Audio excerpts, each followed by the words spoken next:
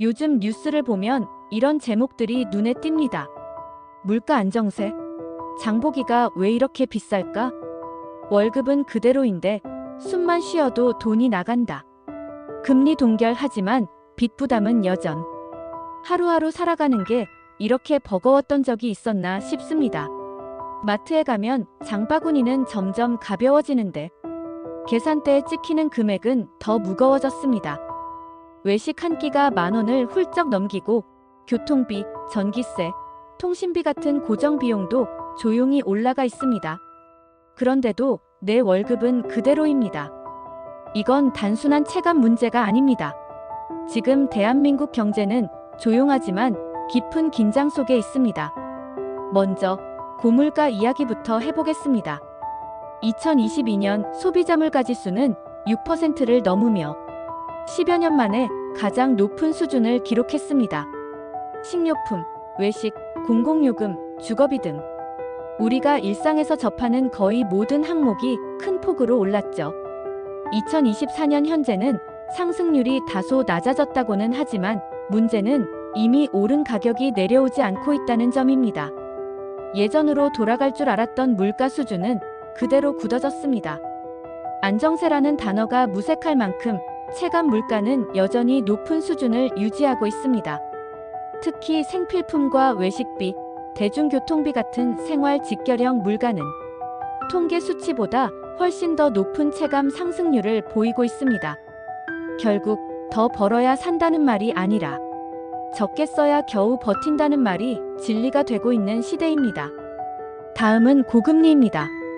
한국은행 기준금리는 3.5%에서 동결 상태지만 실제 대출금리는 5에서 6%에 이르고 있습니다.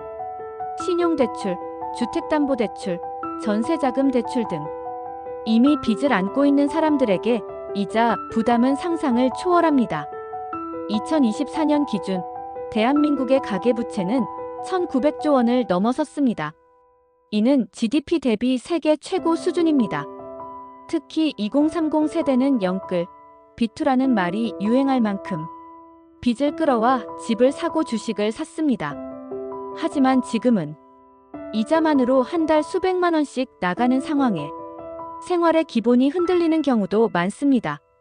그렇다면 부동산은 어떤가요? 서울과 수도권 일부 지역에서는 거래량이 소폭 늘고 매매가 반등도 보이지만 전국적으로는 여전히 거래 절벽 상태입니다. 금리가 높고 경기 불확실성이 이어지며 무주택자는 매수를 미루고 다주택자는 매도를 꺼립니다. 그 결과는 거래 없는 시장, 방향 없는 부동산 흐름입니다. 게다가 전세 사기나 깡통 전세, 하우스푸어 문제가 다시 수면 위로 떠오르고 있습니다. 부동산은 단순한 자산이 아니라 거주의 문제이며 삶의 기반입니다. 이 시장이 불안정하다는 건 그만큼 많은 이들의 삶이 흔들리고 있다는 의미죠. 자영업자는 어떤가요? 코로나19를 지나며 버틴 사람들. 그들은 이제 고물가와 고정비 상승, 소비 위축이라는 삼중고에 시달리고 있습니다. 월세는 오르고 인건비는 올라가는데 손님은 줄고 마진은 낮아지고 있습니다. 자영업자 대출은 대부분 변동금리입니다. 장사로 번 돈의 절반 가까이를 이자와 운영비로 쏟아붓는 경우도 적지 않죠. 그야말로 하루하루가 생존의 연속입니다.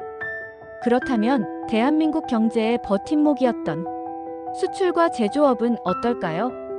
한국의 수출은 반도체, 자동차, 석유화학, 조선 등 대규모 산업을 중심으로 구성되어 있습니다. 2023년 하반기부터 반도체 가격이 소폭 회복하며 수출 실적도 개선되는 듯 보였지만 2024년 들어 다시 중국 수출 감소, 글로벌 경기 둔화, 엔화 약세로 인한 일본 기업과의 경쟁 심화 등 복합적인 불안 요인이 겹치고 있습니다.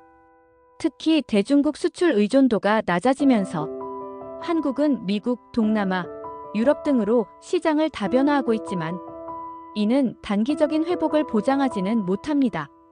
이쯤에서 질문을 던져봐야 합니다. 지금 우리는 이 경제 흐름 속에서 무엇을 보고 어떻게 대비해야 할까? 답은 단순하지만 실천이 어렵습니다. 성장보다 생존, 공격보다 방어, 확장보다 안정입니다. 위기 상황에서 우리가 해야 할 일은 대박 기회를 찾는 게 아니라 손실을 줄이고 리스크를 관리하는 것입니다. 첫째, 지출을 구조적으로 재조정해야 합니다. 월 고정비 점검, 자동 결제 항목 정리, 통신 비보험료 비교 변경 등 조금 덜 쓰는 것이 아니라 덜 새는 구조로 바꾸는 것이 핵심입니다. 둘째, 비상자금과 현금 흐름 확보가 필요합니다. 월 평균 지출의 3에서 6개월치 정도는 최소한의 버팀 자금으로 준비해야 합니다. 투자보다 유동성 중심 자산을 확보하는 것도 전략입니다. 셋째, 경제 흐름을 보는 눈을 길러야 합니다. 뉴스를 볼 때 이 수치가 내 삶과 무슨 관련이 있을까? 질문을 던져보는 습관만으로도 불안에 휘둘리지 않고 판단의 기준을 만들 수 있습니다. 마지막으로 너무 지치지 않았으면 합니다. 경제 위기라는 말이 반복되다 보면 또 위기야 하는 무감각이 생기기도 하죠. 하지만 역설적으로 조용한 위기야말로 가장 위험한 형태일 수 있습니다. 지금 우리는 그런 시기를 지나고 있습니다. 큰 사건이 없다고 안심할 게 아니라 지금 이 조용한 불편함이 우리를 어디로 데려가는지를 계속 질문하고 점검해야 할 때입니다. 불안정한 시대, 삶의 안정감은 외부에서 오는 게 아닙니다. 내가 통제할 수 있는 영역을 명확히 하고 거기서 중심을 잡는 것. 그것이 지금 우리가 할 수 있는 가장 현실적인 대응입니다. 경제는 멈추지 않습니다. 흐름은 언제나 움직입니다. 그 안에서 나는 어떻게 서 있을 것인가? 그 질문에 당신만의 답을 찾아보길 바랍니다. 시즈널로그였습니다.